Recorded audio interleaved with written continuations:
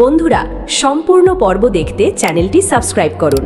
মীনাক্ষী যখন কুসুমের কানে থাকা আয়ুষ্মানের দেওয়া দুল দুটো জোর করে টেনে ছিঁড়ে ফেলে দেয়, তখন আয়ুষ্মান দৌড়ে এসে মীনাক্ষীর হাত সরিয়ে দেয় আর রাগে কাঁপতে কাঁপতে একটা জোর থাপ্পড় মেরে বসে।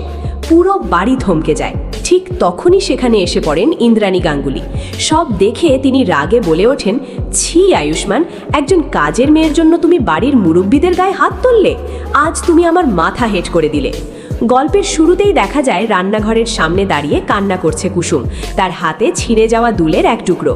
সে কাঁপা গলায় বলে, ছোট সাহেব, আমি দুলের জন্য কাঁদছি না, আমি কাঁদছি কারণ আপনার জন্য আবার বাড়িতে ঝামেলা হলো।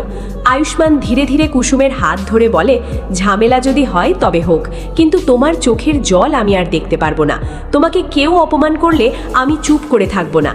এই কথা শুনে কুসুমের চোখ ভিজে ওঠে। অন্যদিকে ইন্দ্রাণী গাঙ্গুলি নিজের ঘরে গিয়ে ভীষণ অপমানিত বোধ করেন। তিনি রাজবাবুকে বলেন, দেখলে রাজ, আমার ছেলে আজ একজন কাজের মেয়ের জন্য নিজের কাকিমাকে মারল। এটা কি আমি কোনোদিন কল্পনা করেছি? রাজবাবু শান্ত গলায় বলেন, তুমি শুধু ঘটনাটা দেখেছ, কারণটা দেখনি। মীনাক্ষী যা করেছে সেটা অন্যায়। ইন্দ্রাণী আরও রেগে বলেন, অন্যায় যাই হোক, আয়ুষ্মান আজ সীমা ছাড়িয়েছে। এদিকে মীনাক্ষী নিজের ঘরে বসে কান্নার অভিনয় করতে থাকে। সে ফোনে বান্ধবীদের বলে, দেখলি তো, এই বাড়িতে এখন কাজের মেয়ের কথাই শেষ কথা।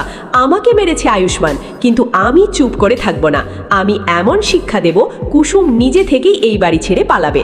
তারপর সে মনে মনে নতুন ষড়যন্ত্র করতে থাকে। রাতে আয়ুষ্মান কুসুমের ঘরের বাইরে এসে দাঁড়ায়। ধীরে ধীরে বলে, কুসুম, দরজাটা খোলো, আমি জানি তুমি কাঁদছো। কুসুম দরজা খুলে বলে, আপনি কেন এসেছেন? আজ দেবীমা আপনার উপর খুব রাগ করেছেন। আয়ুষ্মান হেসে বলে, মা যতই রাগ করুক, আমি জানি আমি ভুল করিনি। তোমার কষ্ট দেখে আমার মাথা কাজ করেনি। কুসুম মাথা নিচু করে বলে, আমার জন্য আপনি সবার কাছে খারাপ হয়ে যাচ্ছেন। আয়ুষ্মান উত্তর দেয়, যদি তোমার পাশে দাঁড়ানো খারাপ হওয়া হয়, তাহলে আমি সেই খারাপই থাকব। পরদিন সকালে ইন্দ্রাণী সবাইকে ড্রয়িং রুমে ডাকেন। তিনি কঠিন গলায় বলেন, আজ থেকে কুসুম আর রান্নাঘরে যাবে না, আয়ুষ্মানের ঘরে যাবে না, আর তার সামনে পড়বে না। কুসুম মাথা নিচু করে দাঁড়িয়ে থাকে। আয়ুষ্মান সঙ্গে সঙ্গে বলে ওঠে, মা, এটা অন্যায়। কুসুম কি দোষ করেছে? ইন্দ্রাণী বলেন, দোষ করেছে তোমাকে নিজের দিকে টেনে নিয়ে। আয়ুষ্মান রেগে বলে, কাউকে টেনে নিতে হয় না মা, ভালোবাসা নিজে থেকেই হয়। এই কথা শুনে পুরো বাড়ি স্তব্ধ হয়ে যায়। মীনাক্ষী সঙ্গে সঙ্গে বলে ওঠে, শুনলে দিদি, এখন তো সব স্পষ্ট, কাজের মেয়ের প্রেমে পাগল হয়ে গেছে। ইন্দ্রাণী গাঙ্গুলির চোখ বড় হয়ে যায়। তিনি কাঁপা গলায় বলেন, আয়ুষ্মান, তুমি কি বলতে চাইছো?